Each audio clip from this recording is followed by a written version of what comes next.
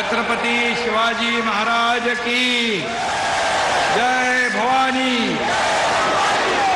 हिंदू हृदय सम्राट शिवसेना प्रमुख बाळासाहेब ठाकरे आणि धर्मवीर आनंदीगे साहेबांना मी वंदन करतो।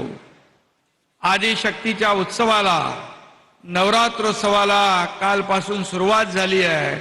या पवित्र मुहूर्तावर आज आपल्या ठाण्यात देशाचे यशस्वी आणि कर्तृत्ववान प्रधानमंत्री, जगात सगळ्यात नंबर 1 ची लोकप्रियता लाभलेले प्रधानमंत्री आदरणीय नरेंद्र मोदीजी हे ठाण्यात आलेत। मी तुम्हा ठाणेकरांच्या वतीने त्यांचं मनापासून स्वागत करतो। खरं म्हणजे आजच्या या कार्यक्रमाला आपले लोकप्रिय उपमुख्यमंत्री आदरणीय महामहिम राज्यपाल या ठिकाणी आहेत, दोन्ही उपमुख्यमंत्री आहेत, सर्व मंत्रिमंडळातील आमचे सहकारी आहेत आणि तमाम ठाणेकर माता भगिनी आणि पत्रकार मित्रांनो, खरं म्हणजे मगाशी देवेंद्रजींनी उल्लेख केला आहे तरी सुद्धा संपूर्ण महाराष्ट्रातल्या नव्हे तर जगभरातल्या मराठी माणसांकडून मी आदरणीय प्रधानमंत्री महोदयांचं अभिनंदन करतो। कारण मोदीजी अमृताहून गोड असलेल्या मराठी भाषेला आपण अभिजात भाषेचा दर्जा देण्याचा ऐतिहासिक निर्णय घेतला। संपूर्ण महाराष्ट्राच्या वतीने मी पुन्हा मनापासून धन्यवाद देतो। खरं म्हणजे आभार व्यक्त करण्यासाठी आमच्याकडे शब्द नाहीत, असं ऐतिहासिक काम आपण केलंय। आज नवरात्रोत्सवामध्येच महिला सशक्तीकरणाचा सोहळा या ठिकाणी पार पडतोय। आज आशीर्वाद देण्यासाठी आदिशक्तीचा महासागर इथं उसळला आहे। देशातल्या आपल्या सर्वात मोठ्या भावाला म्हणजेच मोदीजींना भेटण्याची संधी तुम्हा सर्व लाडक्या बहिणींना आज भेटलेली आहे। एकाच वेळी किती चांगले योग येतात ते आपण पहा। आजचा दिवस ठाणेकरांसाठी सुवर्णाक्षरांनी लिहून ठेवण्यासारखा आहे। ठाणे को तालाबों का शहर कहा जाता है।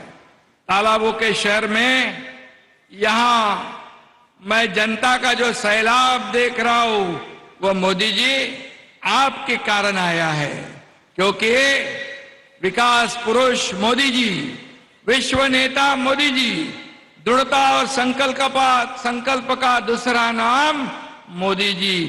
मोदी जी को मैंने कभी आराम करते हुए नहीं देखा है, आपने भी नहीं देखा है, देश ने भी नहीं देखा है।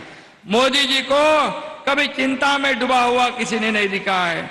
मोदी जी सिर्फ और सिर्फ विश्व गुरु भारत का सपना देखते हैं और इसलिए मोदी जी सिर्फ गति तथा प्रगति की बात करते हैं।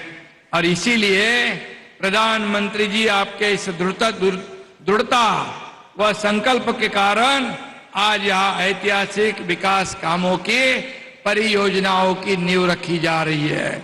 विकास आणि विश्वास ही मोदीजींची दोन रूपं आहेत। मोदीजींच्या शुभ हस्ते महत्वाकांक्षी कामाचं भूमिपूजन होत आहे। मुंबई, ठाणे आणि रायगडसाठी आजचा दिवस खूप महत्वाचा आहे। इंटरनल मेट्रो होते 29 किलोमीटरची, ठाण्याची वाहतूक कोंडी दूर होते आहे। ठाणे महापालिकेच्या आयकॉनिक बिल्डिंग इमारतीचा पायाभरणी होते आहे। सध्याच्या फ्रीवेला खेडानगर ते ठाण्यापर्यंत आपण आणतोय। ठाणे ते मुंबई हा प्रवास सुसाट होणार आहे। नवी मुंबई एअरपोर्ट साठी आता टेक ऑफ साठी सज्ज झालेला आहे। सिडकोच्या नैना प्रकल्पात देखील मोठी इन्फ्राची कामं सुरू आहेत आणि म्हणून ही टाउनशिप मुंबई महानगराची शान वाढवणारी ठरेल।